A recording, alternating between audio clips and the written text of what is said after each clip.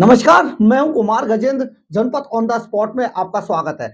दिल्ली का दिल्ली का भ्रष्टाचारी और ईडी का मोस्ट वांटेड अरविंद केजरीवाल गोवा में जाकर भी मुफ्त की रेवड़ियों का जाल फेंकने में लगा हुआ है।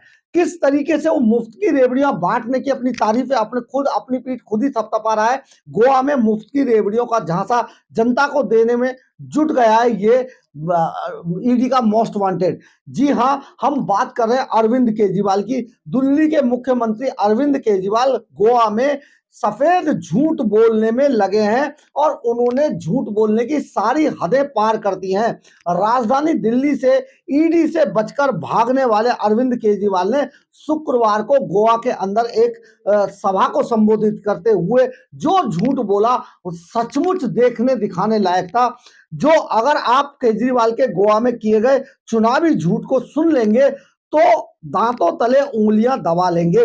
ये आदमी इतना झूठा और धोखेबाज है, कैसे हो सकता है आप सोचकर हैरान रह जाएंगे कि कोई भी आदमी इतना झूठा और धोखेबाज किस तरीके से हो सकता है। जिस आदमी पर खुद शराब नीति में घोटाले का दाग लगा हो, शीश महल घोटाला का दाग लगा हो, डीटीसी बस घोटाले का दाग लगा हो, दवाइयों का दाग लगा हो, दवाइयों में घोटाला हुआ, मोहल्ला क्लिनिकों में फर्जी जांच का घोटाला हुआ, जल बोर्ड में टेंडर घोटाला हुआ और इसी तरीके से इतने सारे घोटालों के घेरे में शिकंजे में फंसा हुआ आदमी एक तरीके से गोवा में जाकर दूसरे नेताओं को चोर कैसे बता सकता है।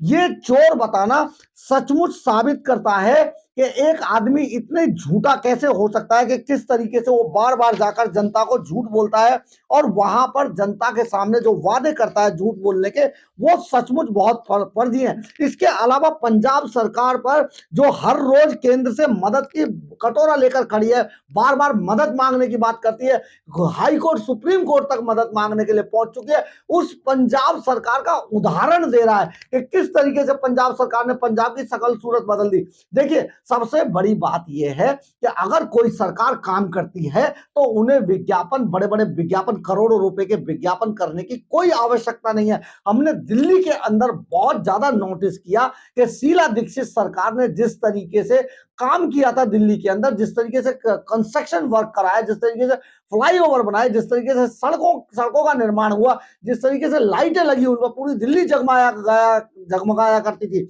इस तरीके से उन्हें कभी भी इतने बड़े बड़े विज्ञापन करने की शीला दीक्षित को कभी आवश्यकता नहीं पड़ी। उन्होंने कभी ऐसे विज्ञापन देने की कोशिश नहीं की। लेकिन ये सारे जो विज्ञापन की सरकारें चलाते अरविंद केजरीवाल, जिस तरीके से मुफ्त की रेवड़ियां बांटने में वो महारत हासिल है उन्हें, ये सारी चीजें एक तरीके से देखा जाए तो अरविंद केजरीवाल के टाइम में ही देखने को मिली है। केजरीवाल ने गोवा में कहा, जिस तरीके से उन्होंने भाषण में कहा, जरा सुनिए क्या बोलते हैं कि अगर कोई सरकार कहे कि हमारे पास पैसा नहीं है तो समझ लेना वह चोर है।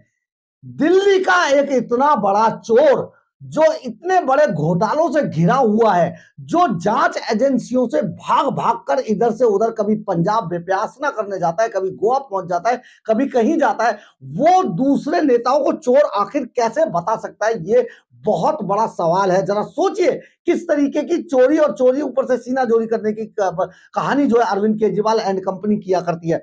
सरकारों के पास पैसे की कमी नहीं है, नियत की कमी है। देखिए, एक ऐसा आदमी जिसकी नियत ही खराब है, जिनके साथ दो दो डिप्टी सीएम, दो दो मंत्री जेल के अंदर, सत्येंद्र जैन और मनीष सिसोदिया, डिप्टी सीएम अंदर है, राज्यसभा सांसद अंदर है, उनके कई सहयोगी अंदर है, जितने हार जेल के अंदर सड़ रहे हैं, वो आदमी दूसरों को चोर बता रहा है, जिसके ऊपर शीश महल का के अंदर घोटाला करने का बड़ा दाग है, जो दवाइयों के नाम पर जनता के साथ खिलवाड़ करता है, नकली दवाइयां, एक्सपायरी डेट की दवाइयां बांट रहा था, वो आदमी कह रहा है कि दूसरे नेताओं को चोर बता रहा है। इसके अलावा जिस तरीके से मोहल्ला क्लिनिकों में फर्जी लैब टेस्टों के नाम पर करोड़ों रुपए का घोटाला कर लिया गया, वो आदमी दूसरे नेताओं को चोर बता रहा है। बहुत हैरानी की बात है कि दिल्ली में इतने बड़े बड़े घोटालों में फंसे और ईडी की जांच से भागे भागे घूम रहा यह शख्स कह रहा है कि हम राजनीति में पैसा कमाने नहीं आए हैं, हम तो राजनीति से कीचड़ साफ करने आए थे। जो जो पूरा अखंड कीचड़ में डूबा हुआ, भ्रष्टाचार के में डूबा हुआ शख्स है, वो कीचड़ साफ करने की बात करता है। जिस आदमी का पूरा दामन अब भ्रष्टाचार के कीचड़ में गंदा हो चुका है, वह कह रहा है कि हम राजनीति से कीचड़ साफ करने आए। देखिए कितनी बड़ी बात अरविंद केजरीवाल कहते हैं। और समझिए कि ऐसे लोग भी हैं देश के अंदर जो इस बात पर भी, उनकी इस बात पर भी तालियां पीटते हैं। मतलब कमाल की जनता, कमाल का नेता।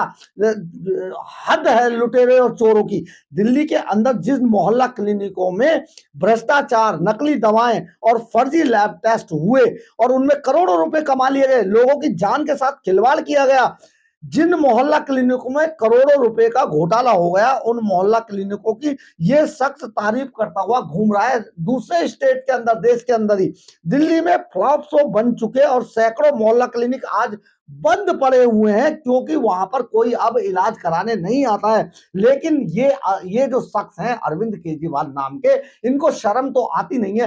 पूरे देश के अंदर जिस तरीके का ढिंढोरा पीटा जा रहा है, अगर इनको ऐसा ही होता, दागदार बन के निकलने की बात थी, दाग से बचना था, तो ईडी के सामने छाती ठोक कर जाते और कहते लीजिए पूछिए हमसे क्या पूछना है। और सचमुच देश की जनता ऐसे आदमी के लिए तालियां बजाती तो बहुत अच्छा लगता। लेकिन ये बार बार भाग रहे हैं क्योंकि ईडी के मोस्ट वांटेड हैं ये आज के समय में।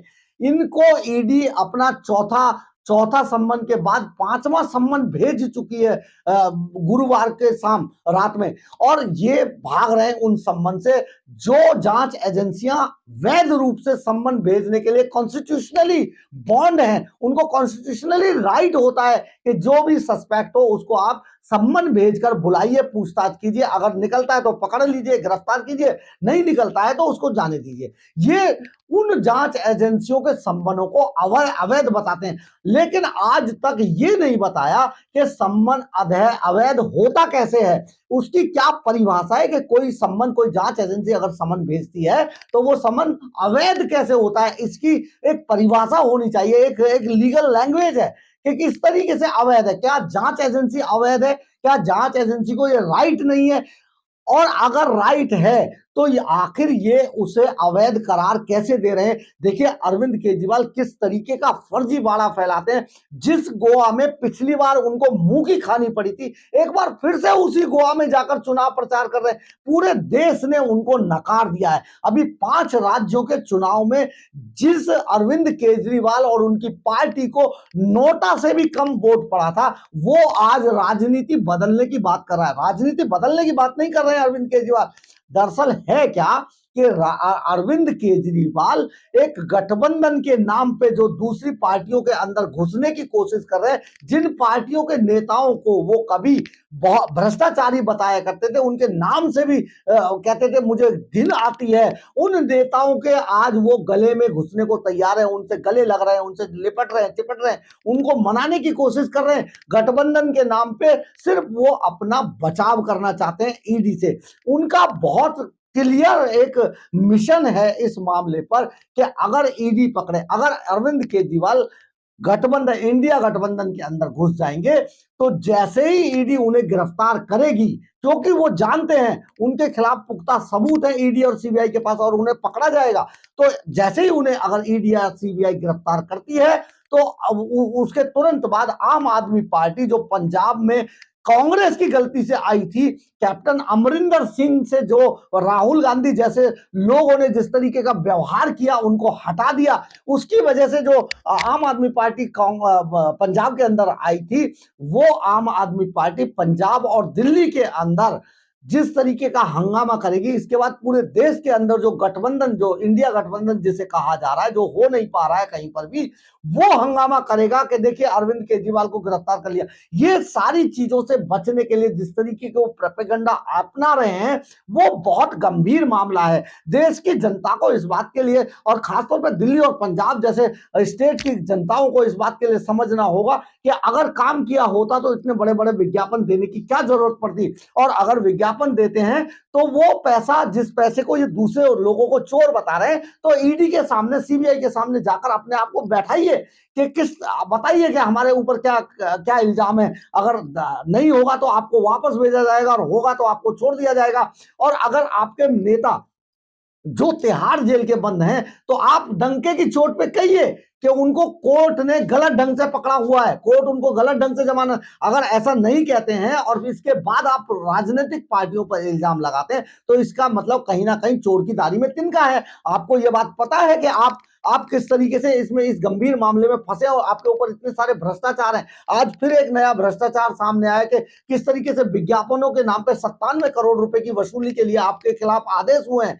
आम आदमी पार्टी को 97 करोड़ जो विज्ञापनों से दिल्ली से बाहर जो विज्ञापन किए गए थे, जो आम आदमी पार्टी के दिल्ली के खजाने से पैसा विड्रॉ कर लिया गया, वो 97 करोड़ की वसूली के आदेश भी आज दिए गए हैं आम आदमी पार्टी से। बड़ी मामले, बहुत सारे मामले अब इनके खिलाफ है। शीश महल का 171 करोड़ का जो घोटाला है, वो तो सीधे सीधे अरविंद केजरीवाल के पास जाता है, क्योंकि जिस आदमी ने आज इतने सारे एजेंसियों को दरकिनार करते हुए पेड़ काट दिए, वन विभाग उसमें इन्वॉल्व था, पीडब्ल्यूडी उसमें इन्वॉल्व थी, और सारे जो इतने बड़े बड़े कांड किए, वो सारा डायरेक्ट इल्जाम अरविंद केजरीवाल पे। ईडी भी उधर कह रही है कि जो अरविंद केजरीवाल के खिलाफ उनके पास डिजिटली और मैनुअली बहुत सारे सबूत है, जिनमें वो शामिल थे, जिन्होंने जो शराब नीति है उसको बदलने के लिए केजरीवाल ने आदेश दिए मनीष सिसोदिया को।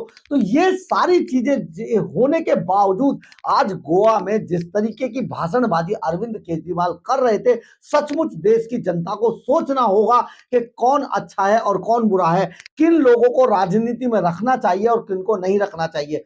हम ये नहीं कह रहे कि सारे नेता जो है बाकी सब ठीक है और उनपे कोई दाग नहीं है, लेकिन देश की जनता को बुरे और बहुत बुरे में से किसी एक को चुनना होगा।